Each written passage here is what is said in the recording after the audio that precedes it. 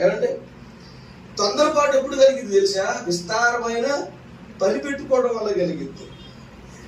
విస్తారమైన పనులు పెట్టుకోకండి. విస్తారమైన పనులు పెట్టుకోకండి. విస్తారంగా చుట్టూరు మరి ఊపిరి సలపని విధంగా మీరు పనులు పెట్టుకుంటే, బాధ్యతలు పెట్టుకుంటే మీరు ప్రశాంతంగా ఉండలేరు. గుర్తుపెట్టుకోండి. దేవుడు మీకు ఇచ్చిన జీవితాన్ని ఎల్లప్పుడూ ఎప్పటికప్పుడు సంతోషంగా గడపడానికి ప్రయత్నం చేయండి. దేవుని కృప చేత ఆనందంగా జీవించడానికి ప్రయత్నం చేయండి తప్ప లేనిపోని అన్ని బాధ్యతలను మీదేసుకొని లేనిపోని బాధ్యతలన్నీ మీదేసుకొని ఆ మనవడికి నేనే కట్టాలి, ఈ మనవరాలికి కూడా నేనే కట్టాలా, ఆడికి నీకు అవసరమయ్యన్ని ఎక్స్ట్రా వద్దు. ఏవద్దు? ఎక్స్ట్రా వద్దు. అతి ప్రేమ చూపించడానికి ప్రయత్నం చేయబాకండి. వద్దు, అంత సీన్ వద్దు. నీకు ఏ సామర్థ్యం ఉందో ఆ సామర్థ్యం ప్రకారం నడుచుకో.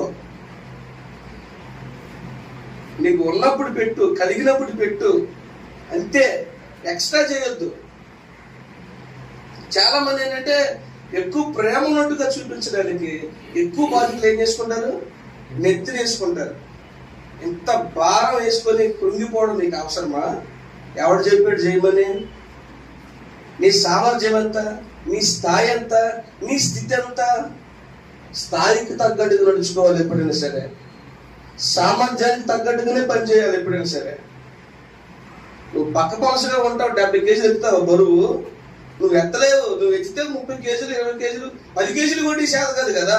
70 కేజీలు బరువు నీకు అవసరమా? చాలా మంది ఏం చేస్తారు? లేనిపోని భారాలు బాధ్యతలు మీదేసుకుని ఓ నలిగిపోతా ఉంటారు, ఓ కృంగిపోతాడు. ఎవడు చెప్పాడు నిన్ను నలిగిపోమని? ఎవడు చెప్పాడు నిన్ను కృంగిపోమని? ఎవడు చెప్పాడు ఆ బాధ్యతలు నిన్ను ఎత్తుల మీద వేసుకోమని? అంత అవసరం ఏమొచ్చింది నీకు? ఏమొచ్చింది నీకు అంత అవసరం?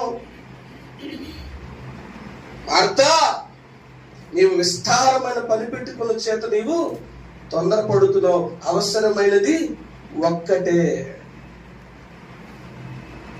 ఏది అవసరమో అది చేయండి. అవసరమైనది చేయండి, అనవసరమైనవి మాత్రం చేయకండి. ఎక్స్ట్రా వద్దు. ఏవద్దు? ఎక్స్ట్రా వద్దు. ఎక్స్ట్రా అస్సలు మంచిది కాదు. ఏది అవసరమో దాన్నే చేయండి. ఎంత అవసరమో అంతవరకే చేయండి. ఇంక ఎక్కువ వద్దు. అనవసరంగా బాధ్యతలు మీదేసుకొని ఎత్తునేసుకొని ఓ పెద్ద మన సంఘ సంస్కర్తలాగా ఫీల్ అయిపోయి మనమే అంతా వదిలిచ్చేస్తాం, మనమే అంతా నెట్టేస్తాం, తోసేస్తాం, పైకి లాగేస్తాం అంత ఫీలింగ్